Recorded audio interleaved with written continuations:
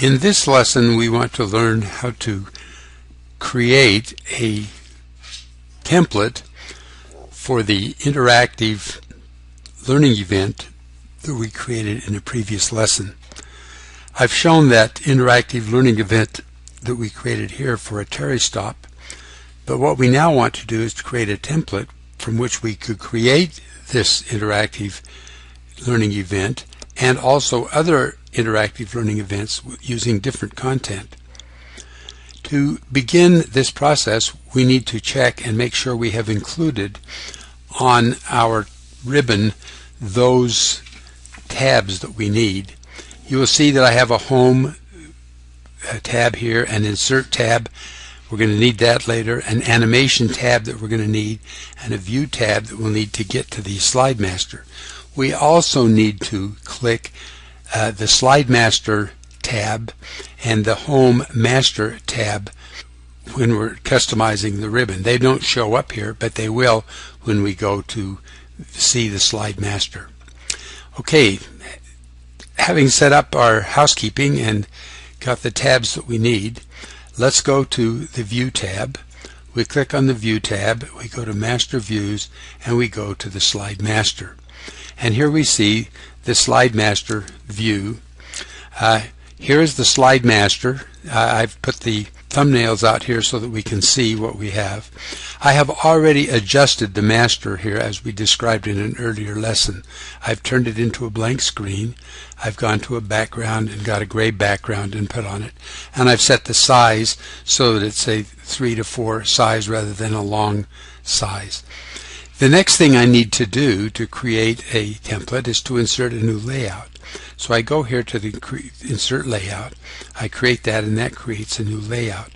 Now this one put one with a title on it, but I want to take that title off, so I'm going to eliminate that and delete the title.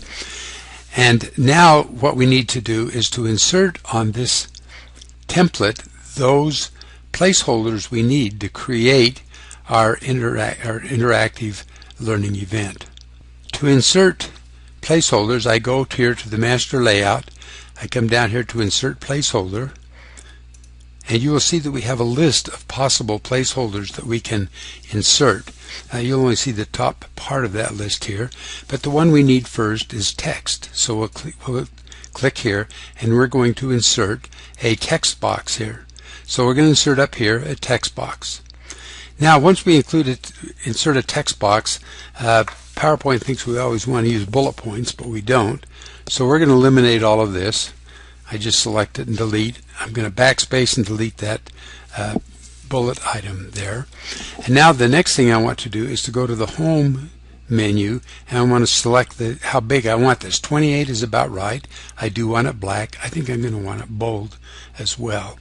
And so this will create a text title in that size. Then we can go here and we can now put some instructions here. So I put insert title here, and when we insert the title, it will be in the same font and the same style that we've created here. Now we want to create our description box. So we go down here, we say to the master layout again, insert a placeholder. Again, we want text again, and so now we come here and we say, all right, now we're going to insert this piece here for our description. And again, we need to adjust our text. So we're going to go back here, backspace, and I'm going to go home again. I think 28 is too big for this. I think maybe I'll go to an 18, and I don't want it bold, so that's fine. And so now I'll say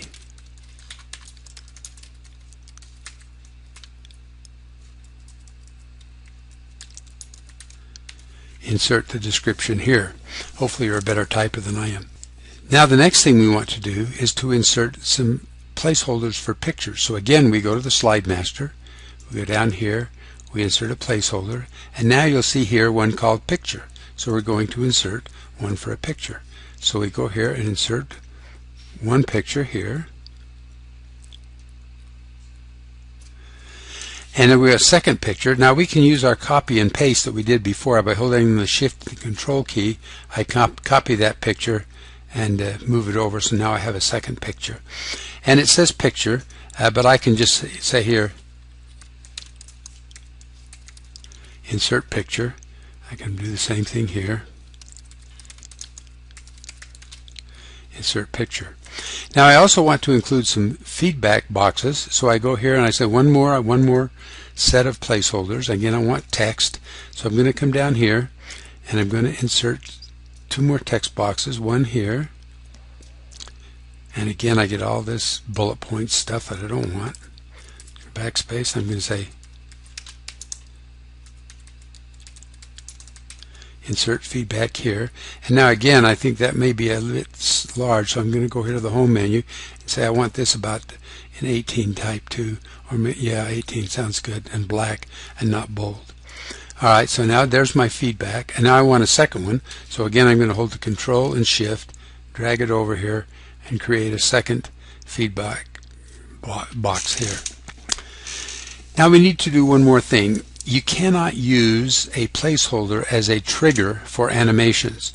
So in order to create animations, we need to actually put some buttons or something else on this screen. I'm going here to the Insert menu. I'm going down here to Illustrations.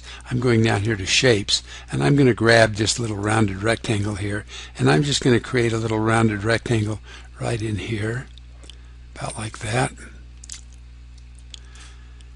And then I'm going to copy it, so I can put another rounded rectangle over here. Again, copy, Shift, drag it over. And now I want to add some text here, so I'm going to right click, I'm going to say Edit Text, and I'm going to say I'm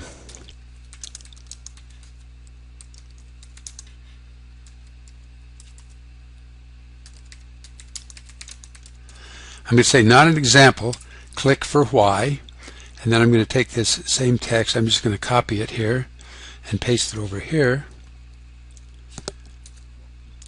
and then I'm going to say, I'm going to change the text. This is an example, click for why. Okay, having inserted our placeholders for the title, description, the pictures, the feedback, and a couple of buttons, we now want to add animation to our template. What we want to have happen is when we click on the not an example button, the feedback will appear, and so forth with the example button. To do this, we do it as we explained earlier. We click on the Insert Feedback placeholder in this case. We go to Animations and say Add Animation to appear, and then we say, alright, we want to trigger this on the click of rounded rectangle 12, which is the rectangle here. And we do the same thing here.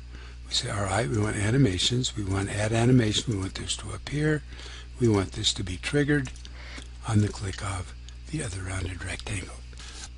Alright, so now I've created my basic template that I can use to create the interactive learning event that we created earlier. Okay, so let's do one more thing. I'm going to go over to Slide Master. I'm going to go down here where it says Insert Layout. This second little button here will allow me to rename it. So I'm going to click on this. Right now it's called Custom Layout, but I want to say that this is a example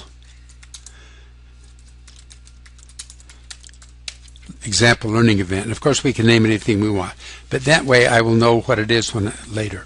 Alright, now having created our template, I'm now going to exit the Slide Master. So I go here and I close Exit View, and that'll return me to the editing page. And now here we are back where we started.